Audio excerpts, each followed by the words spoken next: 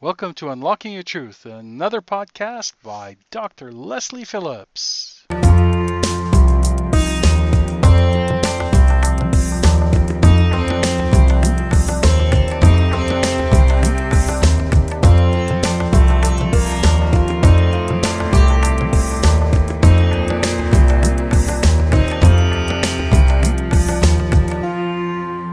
Welcome, listeners. You are tuning in to Unlocking Your Truth with Dr. Leslie.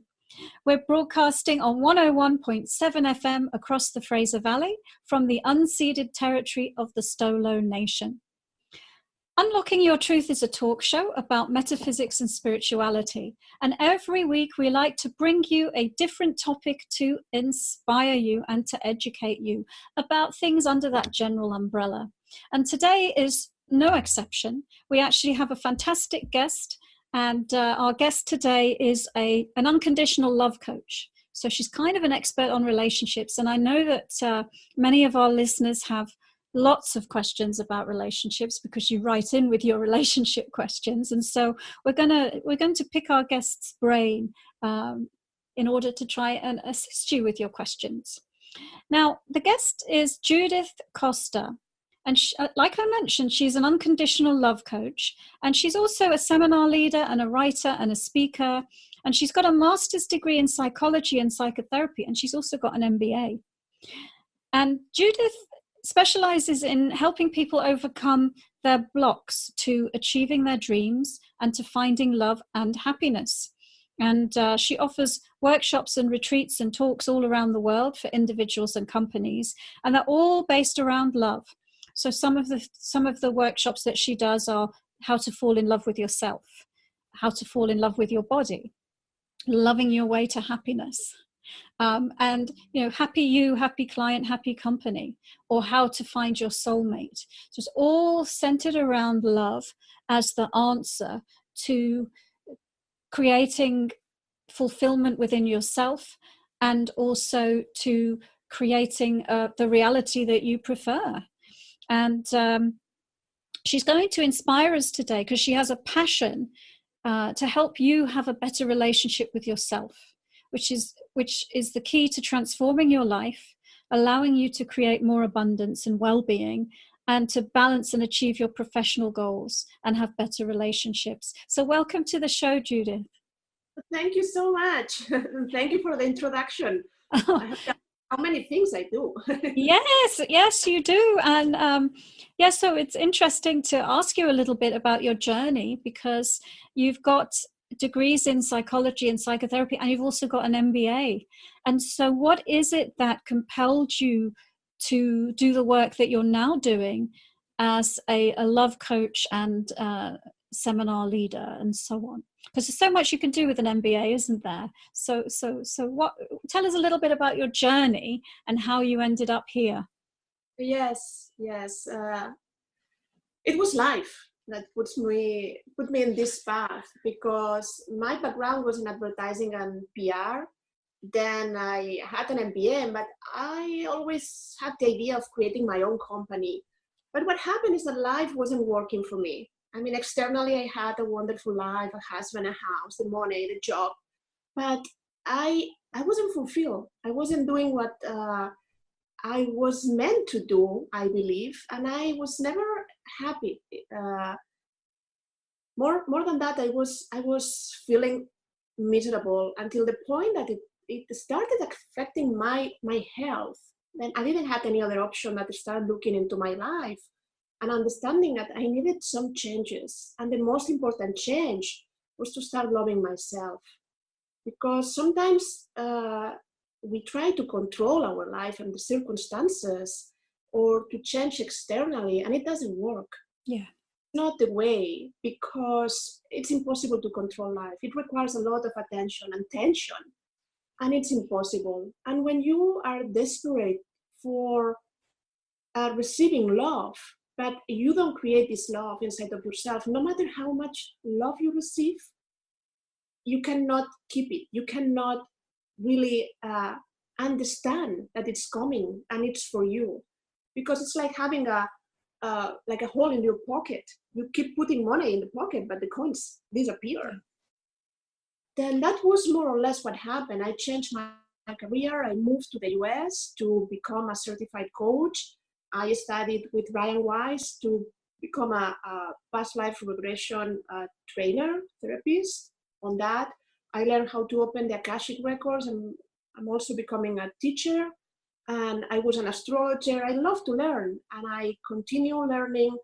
Part of the studies were done in Spain, like this Master of Psychology and Psychotherapy, based on the dreams. The dreams were an important part of my kind of awakening, and I had no other option but to start looking into them, and they are a great tool for their development and for inner work, and so on, so on. And I keep learning, and I keep feeling the guidance that the universe is giving me to help others to realize that the key of transforming your life is really to start loving yourself, no matter what, unconditionally. And that's why my title is Unconditional Love Coach. Yes. Because I talk about conditional love and relationships, like you love me and I love you, and then we get divorced and that's it. No, it's love. It's energy, and it's pure, and it's the highest vibration, and it's wonderful to experience it. Absolutely. And really, just in that explanation that you gave, you've given us the greatest teaching that there is, which is love yourself first, because you are the center of your own universe, and you create your reality from the energy frequency that you are radiating. And so if you're not radiating love, then you're not going to be creating the most preferred reality for yourself. And so, it's such an important message. And because I do intuitive readings for people send me their questions, and we get a ton of relationship questions, lots of them. Probably 40% of the questions that we get are about relationships. And one of the most common ones is, how does this person feel about me?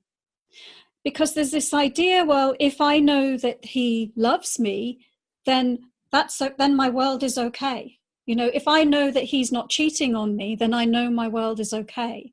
If I know this person loves me, then that's the answer to everything. And it's not.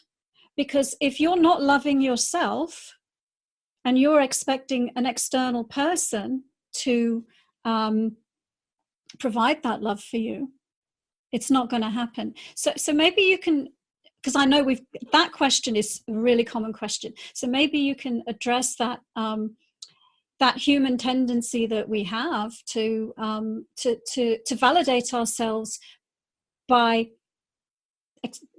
someone from outside ourselves. Oh yeah, no, I would love to. And I think, as you said, it's a very important question, and we all suffer one moment or the other in the relationship of this insecurity, this not knowing where we are. And again, when you love yourself in a relationship, you look for a different kind of partner. You behave differently. Why? Because let's establish that for me, a relationship is when two mature individuals that already love themselves share the love that they have. Then I teach about unconditional love, because it's the idea, I will give you everything I have, but I don't ask you anything in return. But usually what happens is that we have this love. We are in a relationship and we are happy, but we are afraid of losing the love. Then we try to control, to possess, to fix the other person, to improve the relationship. We become needy. Yeah. Because we are not sure if this love is going to last. But again, when you really have the love, because you are creating it from yourself, the source of the love is within you, then you don't ask the other person. You don't put all this pressure in your partner. I did that in my first marriage. I tried that. He made me happy, and that was not possible. I had to make me happy. I have the power to create the happiness that I want and deserve. Then if the other person loves you or not, it's again about what you said, your vibration. When you vibrate in love, love is a flow. Love goes out of you and you receive love. You cannot just give and not receive, because then there is a moment where your battery of love is empty. Then what you give is not love. Maybe it's sacrifice or something else. It's a different kind of energy. Then when people ask me, what should I do? And when we are in this workshop, How to Find Your Soulmate, and they are on a date, say, just be authentically you. Because when you met this person and you fall in love at the beginning of the relationship, the person fall in love with you, with this authentic you that you were showing, not with the best version of yourself. Yes. And if you keep being just this person and vibrating at this love, that it's the most higher vibration that exists, you will have abundance of love.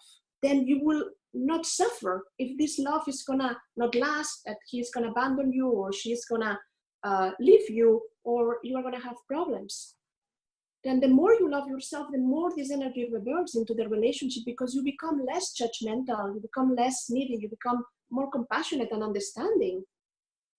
And it's a love that offers everything, but don't try to possess the other person. Don't idealize the other person. Thank you. And, you brought up a couple of things there. And one of the things that I don't think you used the word expectation, but you were talking about expectations. That's one of the things that we do, is we have expectations of the other person. And so we're not allowing them to be their authentic self when we have expectations of them. And then they're not going to feel really good in that relationship when you're throwing your expectations at them. So maybe you can talk a little bit more about, just being authentic yourself, but allowing your partner to just be themselves rather than have to measure up. Yeah, of course, because we feel insecure because we are trying to fit into a perfection that it really doesn't exist. Right. Then the important here is that, we all have expectations of what a relationship is or how it looks like. But independently of what is your personality and what is your experience in love and relationships in the past, what you have seen in your parents' relationship or your previous relationship and the one that you are having right now, what is important is to understand that love means respect. And when we define unconditional love, is I love you no matter what is with all the package, the good and the not good. Then I allow you to be yourself, because I'm not trying to fix you. That's not my intention. I respect you because I believe that you have the power also to transform yourself. Yeah. And I empower you to become who you are. That's a real relationship, where I give you all my strength for you to blossom, to be the best you can be. This is a soulmate relationship also. Yeah. It's the idea that this kind of connection allows you to have this intention in the love, that it's unconditional. No matter what, I'll be there for you. And then we are humans and we make mistakes and relationships end. And if you don't take care of a relationship, it's gonna suffer, and it may end from natural death because you are not putting all the intention and effort. But when you respect the other person, you don't cross a boundary where, like, this 50-50, I take care of my part and I do my best to keep this 50% that I bring to the relationship perfect as much as I can, being human. But I don't cross the boundary and I try to fix or to improve your life or to expect more than you can give me, because that's your part. It's your mind. Yeah, no, thank you. And I have a follow-on question, but it's time to go for a break. So listeners, you're tuning into Unlocking Your Truth with Dr. Leslie and Judith Costa this evening, talking about unconditional love and how to create loving relationships. We'll be back after these few short messages.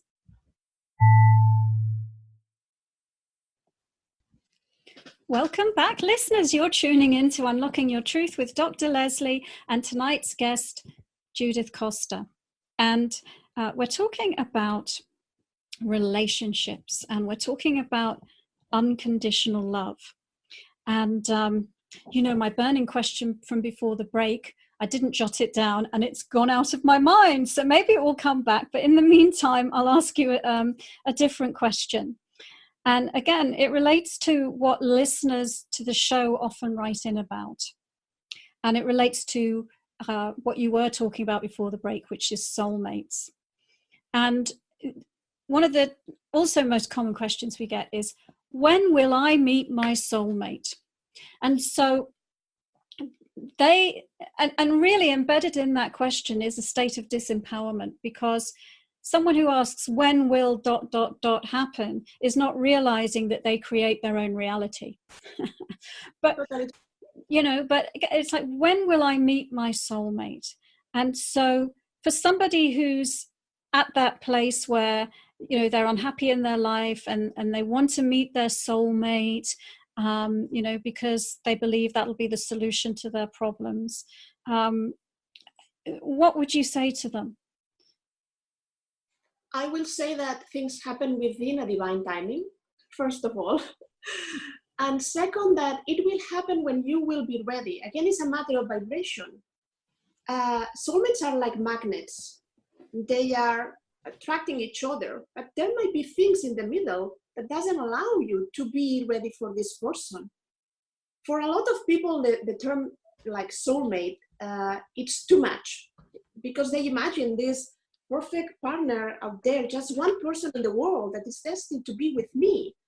And sometimes I told the participants of the workshop, the soulmates, just make a translation when I say soulmates for the right relationship for you. Yes. Why? Because we have to understand that, as you said, we create the experience that we need. Then from outside, a relationship might be like not working, not what I need right now, but maybe it's exactly this partner is teaching you what you need to learn. Then there is no lost time in relationships. Never ever you are losing your time, because you are learning how to be a better partner in your next relationship. Love is always there. Love is not the guilty one of anything. Relationships may not work. But coming back to the when I will find my soulmate, the reason why a lot of people are not ready, let's say it's not happening, is because the most important one, they don't love themselves. Yeah. Then they are trying to attract a kind of love that is based on what we were talking before. The need, I don't want to be alone. I just want someone to share my life with. But they are not really asking for a soul connection, for sharing this kind of intense love, for this eternal partner. Anyhow, soulmates, sooner or later, they cross paths. But a soulmate is not only a romantic concept. You can have a friend or a sibling that is your soulmate, and we have more than one. We usually meet from 3 to 5 soulmates in our lives, and I'm sure that the listeners can recognize in their lives already people that have this quality, that they are always there for them, that they love themselves unconditionally. And it's a special connection, but doesn't give you everything. It's not that because you are soulmates, everything is going to be perfect forever. You will still have challenges in the relationship, but it gives you what we call from the beginning this kind of soul recognition. When you look into the eyes of the other person, sometimes it happens, sometimes it doesn't, and your heart is saying, I'm so glad to see you again. Mm-hmm. Even though you don't know each other, and maybe your mind is saying, I don't really know who you are, but you feel a sense of familiarity with this person. Then when you put all your intention, all your attention, and all your effort, and you can live in a reality as if your soulmate is already coming into your life, then you will find your soulmate. This is the process. Yep, absolutely. Desires, to believe that it's going to happen, to know that you deserve this kind of love, and then to allow it to happen by really transporting yourself, being there in this reality and acting as if this person is arriving into your life. Absolutely. So you mentioned something there that I wanted to go a bit more deeply into, because I often meet people and they've had that moment that you talk about where they recognize this unbelievable connection that they have with somebody. They meet somebody and they know that this is special and important. And they're tapping into that soul connection. They're tapping into that, that higher spiritual connection at the level of the soul. And then what happens is, what then ends up coming about in the realm of physical reality, right? Because you've got the soul that's eternal and exists outside of time and space, and then you've got the projection of consciousness that is this lifetime. And so when that relationship ends up having challenges, like you say, because all relationships on earth end up having challenges, they cannot they just cannot understand, why is this, when I knew without a shadow of a doubt that this was a deep soul connection that was founded in love, when I felt it to my core, now why is this relationship not turning out in accordance with my idea of what it was supposed to be based on that first feeling that I got? Let me answer your question by explaining my personal experience. Sure. To me, and I think that people will be able to relate. When I discovered the concept of soulmates, there was a person, it was my first boyfriend from when I was 16 and a half. And I suffer a lot for this love and about this person. This person disappears of my life. Then I got married. And let me tell you that soulmate connections and karmic connections look the same. At the beginning, you may have the same sensation. Oh, that's great. And I feel I know you, and everything is incredible and so intense. Then I got married with a person that we were 16 years together, 8 as a boyfriend, 8 as a husband. And then this concept of soulmate show up into my life. And this other person, my first boyfriend, re-enters into my life through the dreams, in the world dream. That's the reason why I did that master, to try to understand what was going on. And I read every book. Why? Because a soulmate may have a purpose in your life. And maybe it's not to be together right here, right now in this incarnation. Maybe it's a short connection. You have crossed paths. This person, in this case for me, he showed me that the love that I had in my marriage was not the love I meant. That was not good enough. I was calling it love, but it was not. Then when I felt better in my dreams, in that reality, with the love that I was sharing at that level, than in my real life, in my marriage, he gave me the strength to get divorced, but not to run with him because he was already married. But the only way he can teach me that, because I wouldn't pay attention to any real connection, was in this state of consciousness, where everything is possible and we are all connected and there is no time or space in the dreams. But what I discovered before I got divorced is that my ex-husband and I, we had a karmic relationship. We had had so many incarnations before together, and the universe was giving us an opportunity to do the things differently this time. Right. And to love each other in a different way. Then before I got divorced, I wanted to be sure that there were no loose ends. I did it with all the love. I tried 3 times until I really get it, that was not, because there was a lot of attachment. There was a lot of history between us. Patterns that came from past lives and other moments in time that we were repeating and repeating. And we love each other. I'm sure that we didn't get divorced because we didn't love each other, but we were not meant to continue together.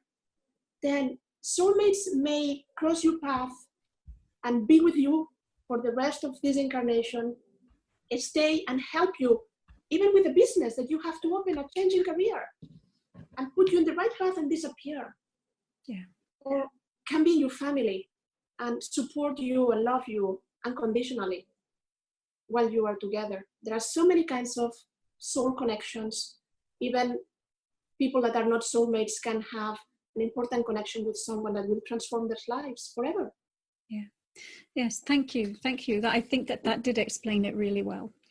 And it's funny because every time you answer a question, you say something that makes me, I need to ask about that. And I want to ask about the dreams, and I want to ask about the experience of meeting people in one's dreams ahead of time. I've had that experience myself. When I used to be in the business world, I used to quite often dream of someone I was going to meet in a business meeting, for example, that I hadn't met, but I'd meet them in the dream. And I have a client at the moment, and she's single, but I'm sure she won't mind me asking this, and but she wants to find a husband, and she wants to have a family, and she's been having for years, at least 3 years. And it's not a repetitive dream, but it's a dream of a man and a child. It's always the same man and the same child in different scenarios and situations. It hasn't manifested yet. So let's pretend that she's your client and she tells you this story that she wants to manifest the life of her dreams, where she has this loving husband and the child that she loves, and she's touching it in her dreams. It's so tangible, it's so visceral. She wakes up, she knows that's what it is, but it hasn't appeared in her life in a physical sense. Well, even though it's not manifested, I think it's a great insight, and she may feel more confident. It seems that she's kind of, this is taking a lot of time, energy. I tell the people with whom I work that they want to find their soulmates, that before they go to sleep, they write in a paper your intention. The unconscious listens. And before you turn off the light, first put a journal and a pen, because you will need to write the dream once you are awake again. But second, write and read aloud. I want to have a dream with my soulmate, and I want to remember it. Yes. Because for a lot of people, the challenge is to remember the dreams. We all dream every night. Yeah. But in her case, if she is already having a dream, the important is that she can continue incubating dreams and asking for more clarity about the dream. Then give me more information about this man, because the dreams evolve. You have to understand that the world of dreams is a different realm, where there is no time and space, and what we call it haven't manifested in 3 years doesn't matter. In the world of dreams, we are already living in that reality. Then it's already manifested because it's happening. It's just happening in a different world. Right. People consider that the world of dreams is not real, when for some other cultures and people, that's the real world, and this where we live is Maya, is illusion. Then you can travel to places every night. You can meet someone in the Eiffel Tower tonight at 12 o'clock. Yeah. And you are going to recognize each other. You are going to see each other. You just need some practice. Yeah.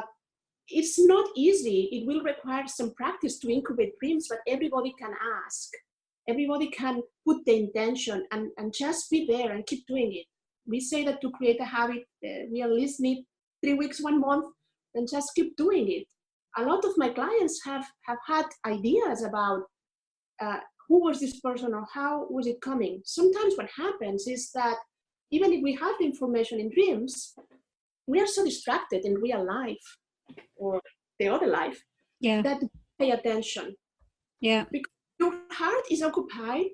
For example, let's say that you are in a relationship where you don't want to be, but you are not leaving the relationship solely because you're afraid to being alone, but your soulmate is already out there. Then you don't have a space, and you may not see this other person. It might be in front of you, and you are not able to connect with this kind of love because you are not ready. Yeah. Then a lot of times I have a friend that explained a story in a book of soulmates that I'm writing, and she met the woman, the soulmate. They are married already, in the dreams, but she thought that it's going to happen differently. And she was coming into his life to the US, and he was planning to sell everything and leave. And it happened through a friend insisting on meeting someone for a dinner, that the encounter happened. The universe will allow the encounter to happen. You are not going to miss the opportunity. Sooner or later, the encounter will happen. But take the dream seriously, because it's not just a sign, it's a reality. Yeah. And I really love that answer, actually. I really love that answer, because you're right. We are multidimensional beings, and the earth plane physical reality is just one aspect of our reality, but the astral plane and the places we go when we dream, that they are just as real for a different aspect of our consciousness. And so thank you for that perspective. And and also, like my opening to developing my intuitive gifts was through my dreams as well. And many years ago, and I'll just validate listeners that it can be done with a little bit of focus. I trained myself to, I'm not single anymore, but I was single at the time, and I trained myself to, I had a little dictaphone under my pillow, and I used to sleep with my finger on the record button, and I would be fast asleep, but somehow I would know that I was dreaming, and I would press the record button. And then I'd wake up in the morning and there would be 5 dreams. And the only one I would remember is the last one I'd had. I would have zero conscious memory of the rest of it, if it wasn't that my voice was dictating it. And so, it's just fascinating. And there's so much that we do in the out of body state. And just like you're saying, there's no time and space there. So it's infinite, those experiences, and we can't and don't bring all of them into the body. But you can learn to, just as Judith is saying, to just focus your intention on having, directing the experiences and the meetings that you have in the dream state and bringing that back into your waking consciousness. So, thank you. I just love the answer that you gave, that it is real. It's not just a fantasy. It is real. The dreams, but they can be decoded, and they contain important information for you. Yeah, wonderful. So we're going to take another break, and listeners, you're tuning in to Unlocking Your Truth with Dr. Leslie and Judith Costa, and we're talking about unconditional love, soulmates, dreams, all sorts of wonderful subjects. We'll be back after these messages.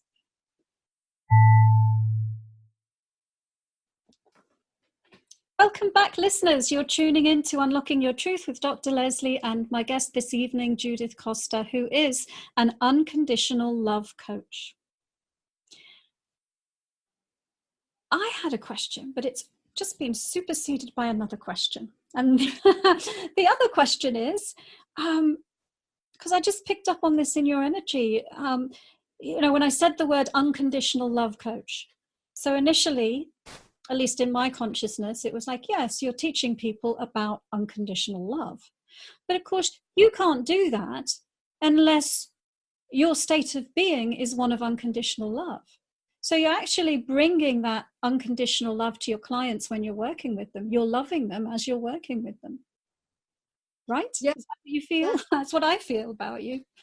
It's what I try to do. Yes. In my future world, I would like to be an ambassador of love. I would like that we have the same. We have embassies for countries. We have embassies of love. Mm-hmm. Love is the energy that transforms everything. I have a talk that I give that is how self-love will transform every area of your life. Loving yourself is the solution, is the title. And I challenge people during the talk. It's like, tell me any challenge that you have in life, and I will resolve it in terms of loving yourself more. I will give you the strategy. But when I work within the Akashic Records, maybe a lot of listeners, they don't know what it is, but it's just entering in this book of your soul, where all the information about you is recorded, every experience, every thought, every feeling that you have had. And with your permission and through a prayer, we have access to this book, and you can ask any question and it will be answered. But I'm not doing anything there. I'm just this channel of love. And I work very confidently with the Akashic Records because it's a loving energy that helps me to be aligned. I'm not perfect. As any other individual, I'm still in the path of loving myself more. And sometimes I forget to take good care of myself, to forgive myself, or I'm hard on myself, or I don't have enough self-pleasure, or it's life is not about perfection. But I walk talk, and today a friend of mine was telling me, like, what I admire on you is you are coherent. Then whatever you say is what you do, is what you believe. There is a sense of, and this is what love gives you. When you go through life just asking yourself what love will do in this situation, your perspective about the world changes. Yeah. That is a really good focus to bring to as many situations in life as you can. Yeah, because what would love do in this situation? It would change your entire behavior. It would change your entire outlook. It would relieve you of judgment. Yeah. The more you love yourself, really, the more you are able to love others. You cannot imagine how many times I hear loving yourself is selfish. And I react in the sense like, no, it's your first responsibility. You are here just to learn that. Mm-hmm. And that's the loving way to happiness. It's exactly that. Because you cannot be kind with others unless you know how to be kind with you. Yeah. Because that has to be integrated. Compassionate is the same. Self-compassion is the door that allows you to see others in a different way, to have more empathy, to understand. The same with judgment. Yeah, and I think you bring up a good point there about people believing that to love yourself is selfish, and where I think that comes from. It comes from the culture. It comes from the family, because often in a family environment, we're being brought up to sort of be a people pleaser, to be of service to other members of the family, to do what pleases the other members of the family. And so people get programmed from an early age to be focused on giving rather than receiving, to put everybody else first and put themselves last. And I meet a lot of people as well who just, they're so programmed on that level, they don't even know what their own needs are. They don't even know that they have needs, because their sole existence is giving to others. And I think it's also especially true, for women who are mothers and caregivers. That they get so out of balance on giving over receiving. Yeah, you are totally right. It's this conditioning from culture, from religion, the way we have been educated. A lot of people that come to the workshop Fall in Love with Yourself, one of the things that they say at the end is like, oh, thank you so much, because I didn't even know that I had the right to love myself. Yeah. It's like there are no classes of love, not in the kindergarten, not in the school. Then we learn about love through the relationship that we establish. And sometimes if we haven't received this unconditional love from a conscious parent, exactly, we don't have the idea. Then what we do, we learn from an early age that giving love makes other people happy. Then we just keep doing that, and we close the pipeline to receive. yes, Thinking that love is about giving and giving and giving, and this is reinforced during all your life because people like your love. You make their lives better, but then you become depressed or sad, or there is resentment because your tank of love is full and you are giving from a place of emptiness. And that's not love. That's a different concept. Yeah. And unless you learn what is real love, that it's this energy that has to be giving and receiving, it's a flow, you never realize that you have desires and needs, and they are important, that you have a voice, that you have to be your best friend, your cheerleader, that you have to be there for you when things are working and when things are not working. You are the one that needs to support yourself. Yeah, absolutely. I mean, exactly. I mean, that's really the core message of this interview is love yourself first, and love yourself unconditionally, and accept yourself and forgive yourself. It's the foundation for any healthy relationship. Yeah, exactly. So I wanted to also, I noticed that you do astrology. So we've talked about the Akashic record work, we've talked about the dream work. And I want to ask you about astrology and how you use astrology, if you do, integrate it in your work around unconditional love. Because often people, just like when they go for a psychic reading, they want to know the future. They want to know, what is my life going to be all right, based on my chart, what's going to happen to me. And I don't use astrology. Oh, you don't in this coaching way. I use it as a way to know yourself better. The chart contains all the information about you, who you are, and also challenges. It's like having a map.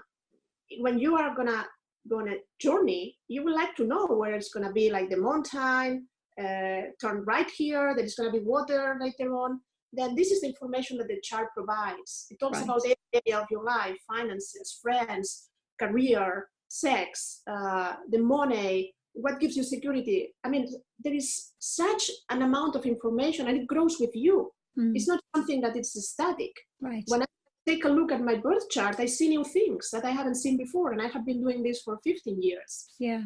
But the important about astrology, the reason why I use it in terms of a professional, is because there is a way of telling people if they are in a soulmate relationship. Because in the chart, when we compare both charts, you will see the relationships that the planets establish between them in both charts that will allow me to say yes because of this and that. Yes. Or you karmic relationship because of this and that, or both at the same time. Then when I do a relationships reading, I also do it with the intention of helping each other to know where the other person comes from. If you know the other person better, you will understand and be more kind with the way this person acts. Right. And it's not about you are compatible or not. That will be silly, in my opinion, just to say, because if you want a relationship work, you just have to put your intention, and it will improve. Eventually, things can change. But it's a very good way of knowing intimately what a relationship can offer and how the connection of two people transform their lives in a good way.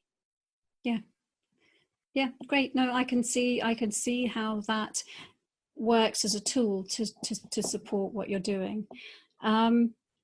So just trying to think what else we should talk about. Maybe I should pose you another question that is a common question that our listeners write in with. And actually, maybe this links to what we were just talking about. So, I often also get people saying, should I stay with this person, or should I leave them? Mm-hmm. That's the question of the million. Yeah. And it's complicated to answer in a general sense, because every relationship is different, and there is a right moment for any decision. But when people ask themselves this question, you will have to look into your heart and honestly ask yourself, in the way I'm living right now in this relationship, will I be happy if I continue living the same way for the rest of my life? If this continues for the rest of my life, I will say yes or no. Because of course there is a room for improvement in any relationship, because we learn how to be better partners. And the more love that we add, it transforms the relationship. But some relationships are just there to make us learn something about ourselves. Then for a lot of people, just having a contract that is called marriage is a reason enough to stay, or because we have a project, call it business or kids or whatever, that make us be together. And that's not true. If there is no love in a relationship, you may leave because you deserve something else. There is a cost of opportunity of when you are in a relationship where you don't meant to be anymore. Yeah. And the difficult part, that's the reason why I was saying it's difficult to give a general answer, is that when you look from outside, or friend of yours gives you advice, and you don't have a higher perspective, like an intuitive reading like you, or an Akashic reading that I will do, it's difficult to judge. I mean, I have, as I said, tried to get divorced 3 times. And only the 3rd time I said, okay, we are going to do it this time. And why was that? Because I still had to figure out some things about us and the relationship. And from outside, it may seem that the husband is controlling and not helping the wife, and it's not allowing her to be herself. And this is not the best relationship for her to really shine with her own light. But in reality, what he is doing is to push her to love herself, to learn how to set up boundaries, to become who she is, but with some difficulties. If nobody really puts you in a situation where you have to go out and say, here I am, this is me, and I need the space, and I need to be myself, and I cannot continue acting like this and sacrificing myself and my life, you're not going to do it. And sometimes we waste our life in situations that seem okay, but where we don't have any struggle, any challenge, and we don't take any initiative. Yeah. Then be careful on judging a relationship as bad, because maybe it's exactly what you need right now to move forward with your life and to be happier in the future and to change and to love yourself more and to understand what is true love. So I've got one more question, because we're nearing the end of the show, and I often also get asked, is so and so cheating on me? And I got asked a different version of it the other week, and somebody who was considering getting married said, is this person that I'm thinking of getting married to likely to cheat on me? And I said, well, I could see that this person's energy was lovely, quite lovely actually. And, and so to me, the person asking the question was uncertain about the decision they were about to make. So I'm not sure exactly what I'm asking you there, but just around people who are suspicious about their partner either cheating on them or potentially cheating on them. How do you deal with that? Any idea? I don't have any idea. I have never been asked this in an Akashic record consultation. I do a lot of them, but yes, yeah. Then no, I can tell you in my own experience that I was never afraid of this happening to me in my marriage, even though my husband had this kind of energy from previous relationships. But I think that there are worse things in a relationship, that this kind of betrayal, that people don't pay attention, like if cheating is everything. Yes. There is disrespect, there is lack of support or of loyalty that can be even worse. And sometimes when you are in a relationship but there is no sex, and someone goes out and of the relationship and find this kind of connection with someone else, but doesn't leave the man just because there is still love. Yeah. But maybe there is other need or desire, then I don't want to justify or say what happened. I know that one day I was on the phone with my now husband, and he said something, and then I knew that he was, in that moment, that he was lying, and then a lot of different signs just came immediately, like confirmation, pam, pam, pam, pam. Yeah. And again, the relationship was in a bad place. Then for me, that was just another fact. But I will say, the person that asked this, that the future is not written, and you will never know what a person is capable or not capable. But that if you really care in a relationship and have an intimate connection, I don't think you have to worry about this, especially in advance. Yeah. Thank you. Thank you. No, that is a very considered answer. Thank you. So unfortunately, we're nearing the end of the show. So Judith, could you tell our listeners how they can get in touch with you and how they can find out more about you? Yeah, all the information is in my website, is judithmcosta.com. And there they will have my email. If you have any question or anything, just shoot me an email. It's judithmcosta@hotmail.com. All the workshops and retreats and private sessions are listed there, and you have a calendar of events. And whatever you need to know, I like to talk with people and with clients, then just give me a call or connect with me, and I will be happy to support you on your path. Well, thank you very much. And listeners, I really hope that you have enjoyed listening to this episode of Unlocking Your Truth. My name's Dr. Leslie, and I've been interviewing Judith Costa, an Unconditional Love Coach. And you're welcome. She's been helping us very much with understanding soulmate relationships and how important it is for us to love ourselves first. We'll be back with another episode next week at 7 o'clock Pacific time. And until then, you can catch us on the podcast at drlesliephillips.com. Lots of love. Bye. Thank you for joining us. You've been listening to another Unlocking Your Truth podcast by Dr. Leslie Phillips. For more information, go to our website at drlesleyphillips.com. That's drlesliephillips.com, where you can ask questions or send her an email, and there's many free gifts on there for you as well. You can also find the questions that were asked during this show at the website on our free card reading podcast page, where you'll find a full list of them. Come back again.